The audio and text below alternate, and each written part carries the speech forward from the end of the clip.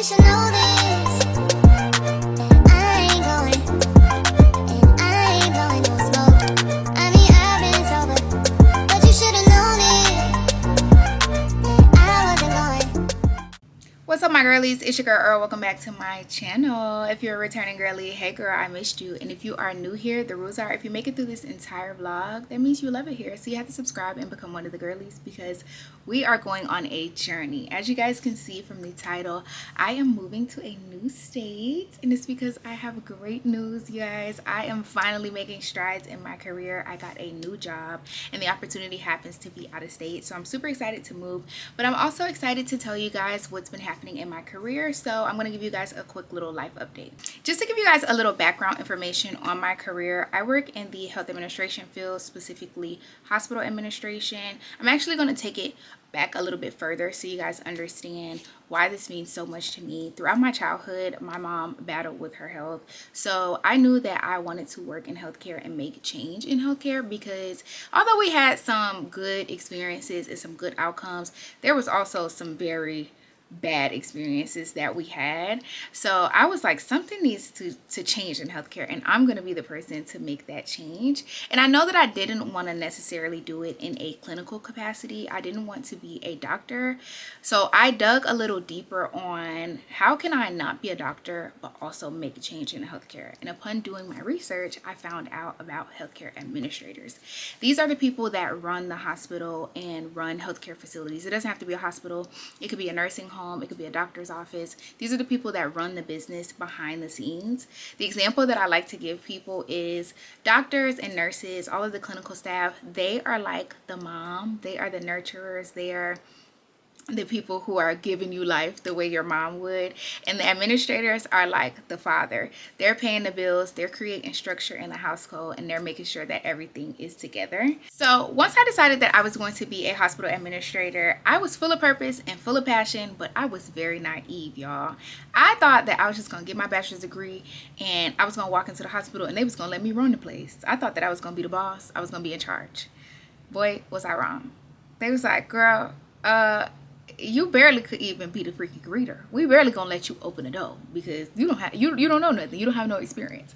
So that's when I started to understand this is not the type of field that is about education. Although you have to have a degree in order to become an administrator, having a degree alone will not make you an administrator. You need to have experience. You need to have leadership skills and operational skills to back it up because people's lives are literally in your hand. Despite the fact that you are not the doctor or you're not a surgeon, the way that the hospital is being ran has a direct effect on patient outcomes. So they can't just have nobody in there playing. I was frustrated when I found out that I couldn't run the place, but I was like, I didn't come this far to give up. So what do I have to do? And they was like, you have to work your way from the ground up. And I was just like, you have to be freaking kidding me. What was the point of getting this degree? The degree was just 50% of it though. You had to do the other part to get the experience. So I started off as a registration associate. At the time, hated the job, but it did give me a base level understanding of how hospitals are run, how we get patients in and out. And that is very important because the patients are the program. You get what I'm saying? I'm thinking that I was bigger than the program and I didn't even understand the program. I wasn't even connected with the program. So that job really did help me connect with patients and it added to my purpose. Like I said, I wanted to work in healthcare because of my mom, but being face to face with patients and seeing them every day and getting to know them and their struggles, it made me more passionate about the work that I was doing and it made me want to keep going. So I'm very happy for my time as a registration associate.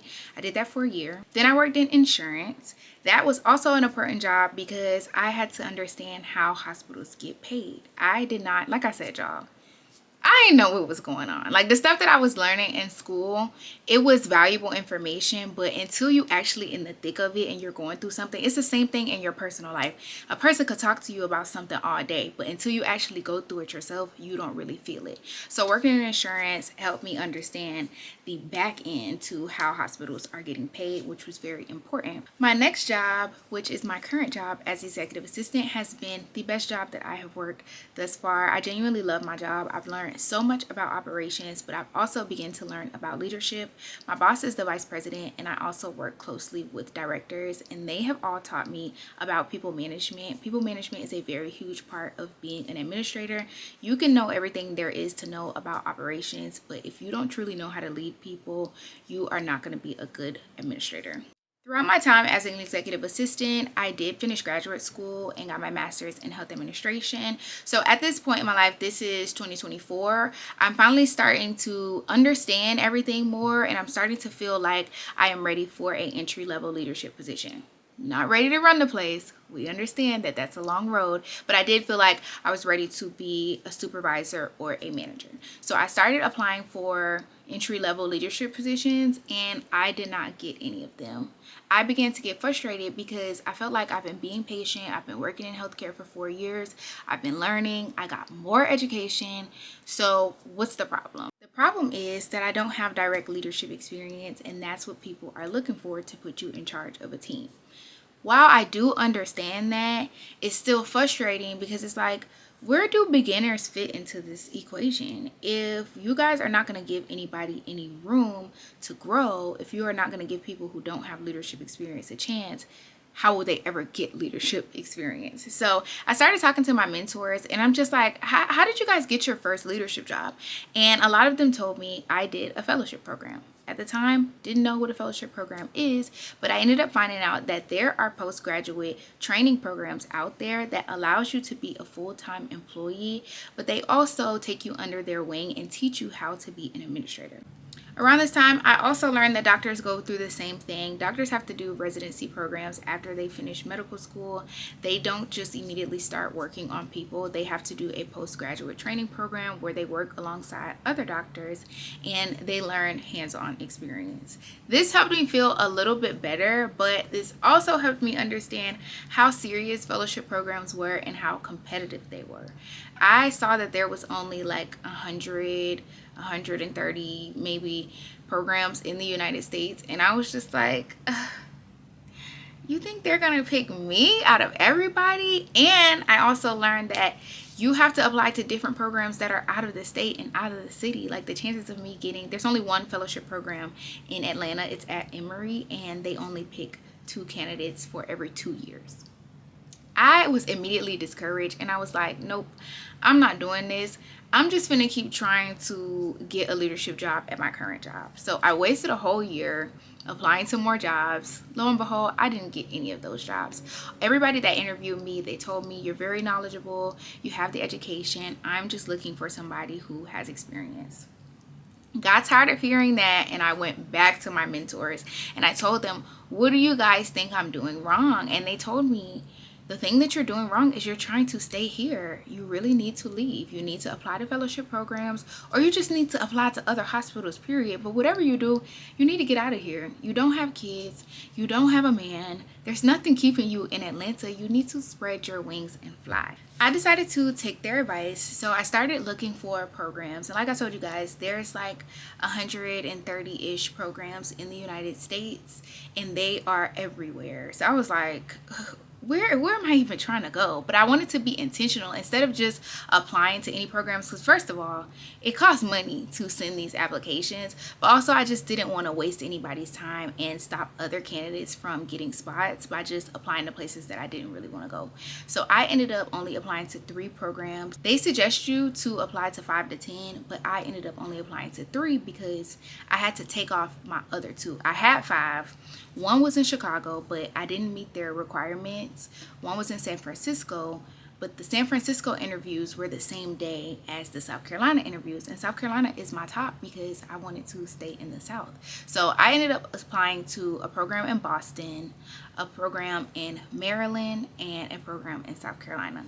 South Carolina was my number 1 pick. Maryland was my number 2 pick. Boston was my number 3 pick. But if I was able to do the San Francisco one, it would have been South Carolina, San Francisco, Chicago, Maryland, and then Boston. I didn't really want to do Boston like that, but the hospital, like, it's an amazing hospital. It's a top ranked hospital, so I was like, I'll do Boston. But I ended up applying to those 3 programs. I didn't hear anything back from Boston. I heard back from Johns Hopkins, which is in Maryland, and they told me that they decided to go with other candidates. And then lastly, my favorite, my top program, I ended up hearing back from them like a week after I applied. They reached out to me to schedule a virtual interview, and I was so freaking happy, y'all. Like, I just was so happy. I didn't share any of this on any social media platform. I was only talking to my close friends and my family members about it, but they can speak to how geeked I was about it. So, had my virtual interview. I literally knocked it out of the park. I was so confident about the fact that I did well, but I also started getting a little nervous because they told me that if you made it to the second round, that you would hear back from them in a week. So my interview was on September 9th. After September 9th, a week had went by and I didn't hear from them. So I was like, bro, I started second guessing myself. I was like, I'm over here being so confident. I thought I did good, and they didn't even call your girl back. But literally that Friday, my interview was on a Tuesday. So the following Tuesday, I was sad because I didn't hear anything. But that Friday, they called me, and I literally told the girl on the phone, I was like, I thought y'all didn't want me. And she was like, what? Like, she was confused on the phone. I was like, it's been 7 days or whatever. I thought that I missed it. And she was like, no, we just were running a little bit behind, but we definitely want you to come to the second round interviews. So this is when I flew to Charleston, South Carolina. That is where I'm moving to. And I had my on-site interviews. It was a great experience. I did vlog this experience. That is just proof that I have been wanting to come back to YouTube for a while. I just was in my head about it, and I was procrastinating about it, but I have been recording for a long time now. So I'm going to insert some clips on how my interview process went, and then I'm going to come back and talk to you guys about how I ended up finding out that I got it because I didn't record that. Good morning, guys. I am on the way to the airport, headed to Charleston. Very believably, I am late. My flight boards at 11:35 a.m. and it is 10:57 a.m. So I have a good 45-50 minutes to get through TSA. I have a carry-on, so I'm confident that things are gonna go well. I'm not gonna miss my flight, obviously, because I can't miss my interview. I'm really excited, and I'm also really calm. I originally thought that I would be nervous about heading to my fellowship interview, but I have so much faith in God that whatever He has for me will be. So however it turns out, it's just how it turns out. But I'm pretty confident that things are going to go well. I'm excited to meet the fellows. I'm excited to meet the employees at MUSC, the executives at MUSC. I think this is just overall going to be a great experience. It's been a very encouraging experience. I feel like I really am that girl, you know, like the fact that I even made it to the final round of interviews, I really feel like I'm a great candidate for any position at any healthcare system. So I'm excited. Let's see how long it takes me to get through TSA, because we're gonna get through regardless. It's 11:14. I'm parked and walking to the terminal. Flight board's at 11:35. 20 minutes. I made it, of course. I knew I was going to make it. It's going to be a 44-minute flight, so I'll be to Charleston soon. So here's my room. It's pretty cute. Here's me. And they gave us a little welcome bag, so let's see what's inside. Okay, so like I said, this is the welcome bag. They gave me a little name tag with the school that I went to on there. So I'm going to bring that with me.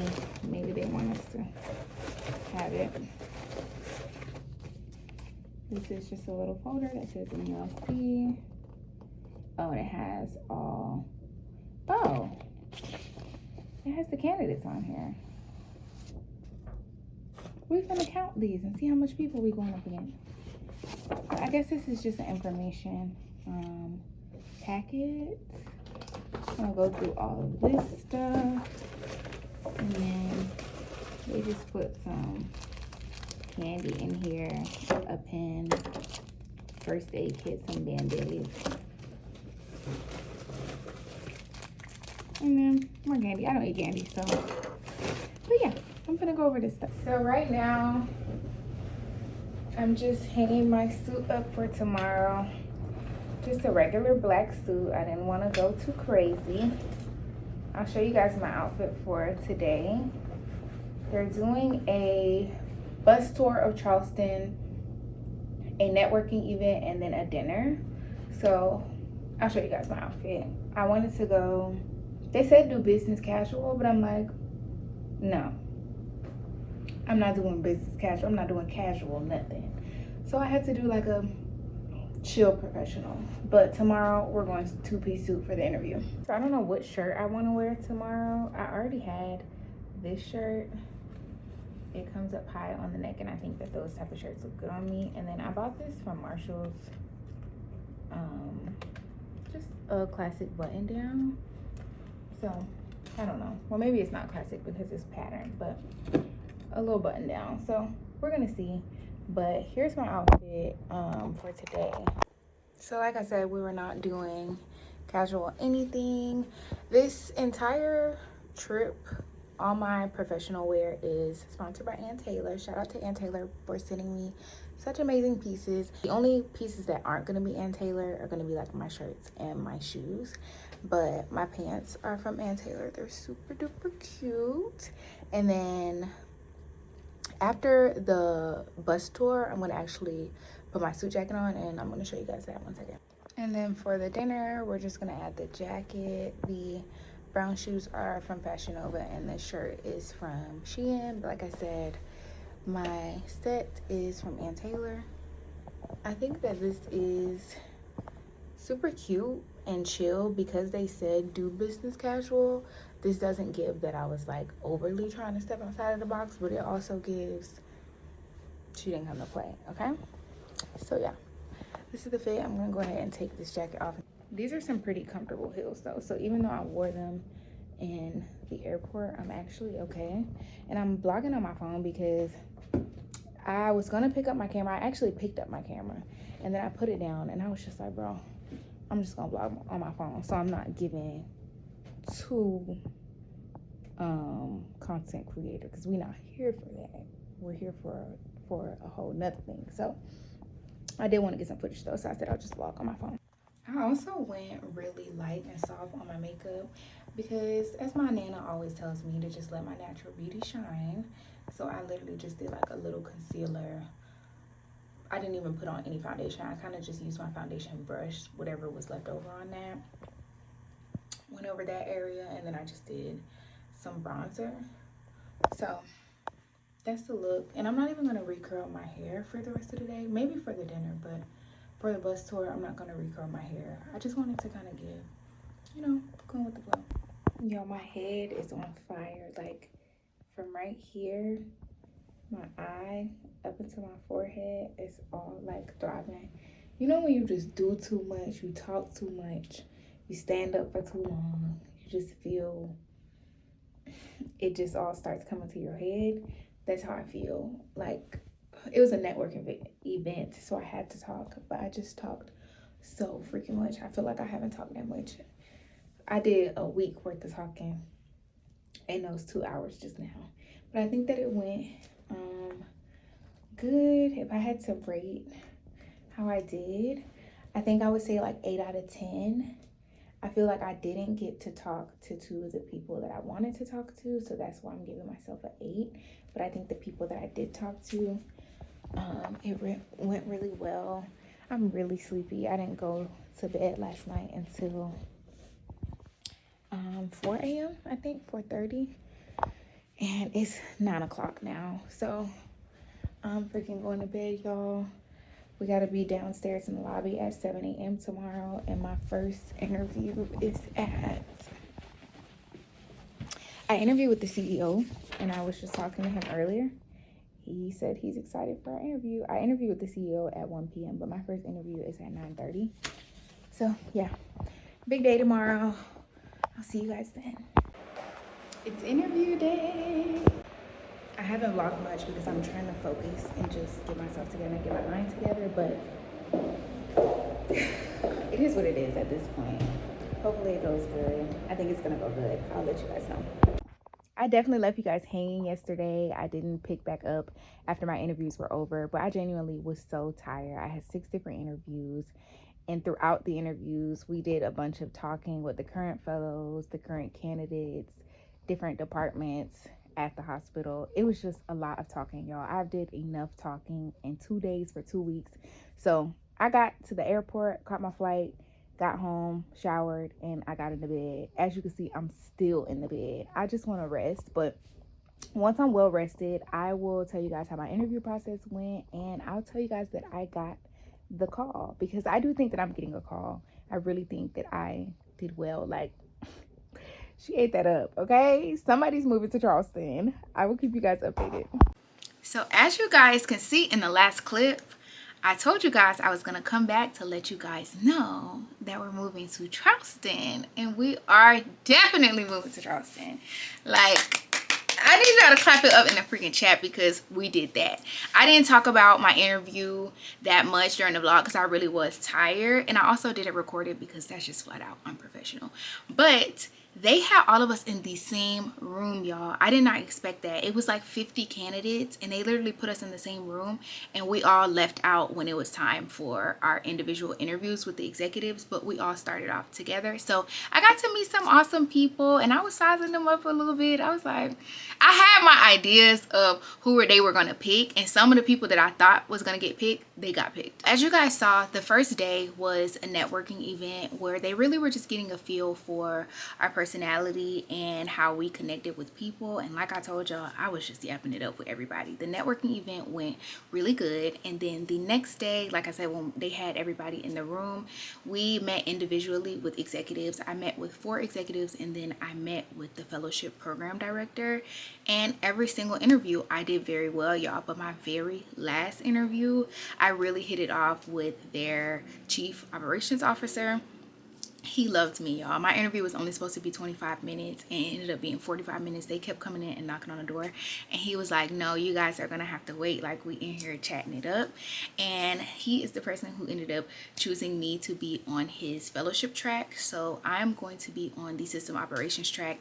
In this program, there's a lot of different tracks. You can work in pediatrics, you can work in finance, you can work in patient experience, you can work in like ambulatory. Ambulatory is the clinics, like hospitals own clinics that they refer you to after you leave the hospital.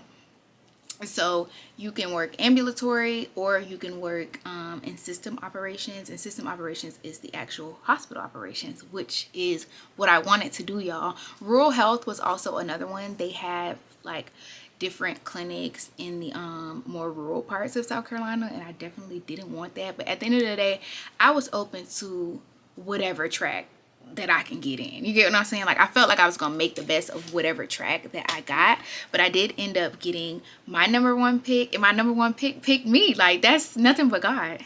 This is how I know for a fact that God orders my steps, y'all, because everything that I just told you guys, the experience that I've gained, it genuinely has led me up to this moment. How crazy is it that I'm an executive assistant and I work closely with executive level leadership? I know how to interact with them. I understand what working at that level means. I can't imagine myself being 21 years old when I first graduated from school and going straight into a fellowship program. That would have just, it wouldn't have been good, y'all. Like, I really I didn't understand how to carry myself in a corporate environment. I didn't know what things to say, what not to say.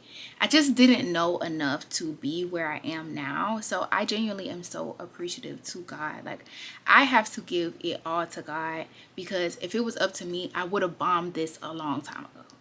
God really has ordered my steps. He knows what's best for me, and I'm just so thankful for this opportunity, because I genuinely think that this will bridge the gap between where I am now and me actually becoming an administrator. So I say all that to say, your girl is moving to Charleston. Your girl is moving up in her career. All of my hard work is finally paying off, and I am genuinely going to bring you guys on the journey. Like I told you guys in my last video, I'm not putting this little camera down, okay? We have business to handle. We have people to inspire. It's not only about me. I really want to teach more people about health administration because I feel like a lot of people don't know what it is. But even if you don't want to be an administrator, if you don't want to work in healthcare, I just want to inspire and encourage people to work hard and not give up, even when things are getting hard and it's looking like it's not gonna happen for you, it's not turning out how you thought it was. I really just want people to know that if you keep at it and if you stay faithful, things will happen for you. Like, things will work out exactly how it's supposed to, because that's what happened for me. So thank you guys for watching this video. Our next video, we are going to be apartment hunting, so stay tuned for that because we got to find us a place to stay in Charleston, girl. So I'll see you guys in my next video. Thank you guys so much for watching.